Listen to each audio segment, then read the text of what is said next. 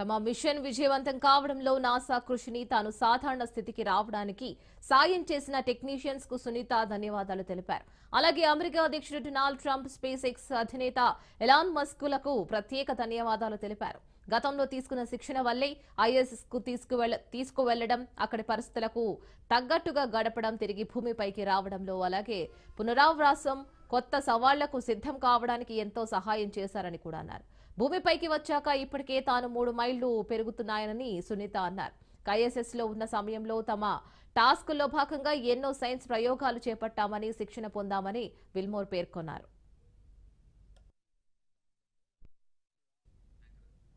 మరొక Boeing star liner అంతరిక్ష నౌకలో అంతరిక్షంలోకి వెళ్లే ముందు వారు ఎదుర్కొన్న అన్ని సమస్యలను జాగ్రత్తగా అధ్యయనం చేసి సరిదిద్దుకుంటామని మిస్టర్ విల్మోర్ చెప్పారు. అయితే ఈ విషయంలో ఎవరిపై నింద వేస్తారని మిస్టర్ విల్మోర్ ను అడగ్గా, స్టార్ లైనర్ తో కొన్ని సమస్యలు జరిగాయి, మేము తిరిగి రాకుండా నిరోధించిన కొన్ని సమస్యలు ఉన్నాయి, నేనెవరిని ఎత్తి చూపడం లేదని అన్నారు. అయితే భవిష్యత్తులో స్టార్ లైనర్ లో ఏర్పడ్డ సమస్యలను పరిష్కరిస్తామని కుండబద్దలు కొట్టారు Wilmore.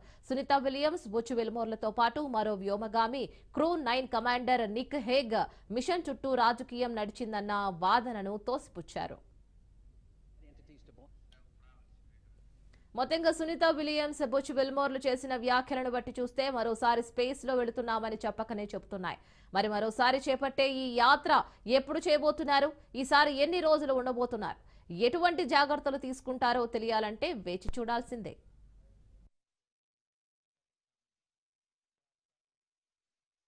In addition to that, this is a lot bigger than Butch and myself, like we've talked about already. This is the International Space Station program, and there's a lot of wheels that are turning and wickets that we have to go through to get people up to the International Space Station to do all of the amazing science that we're doing up there.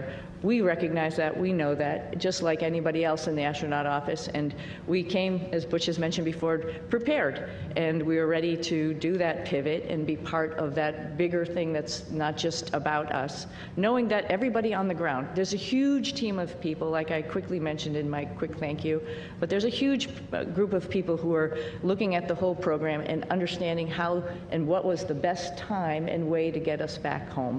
We knew that, and we were ready to wait until that decision was made.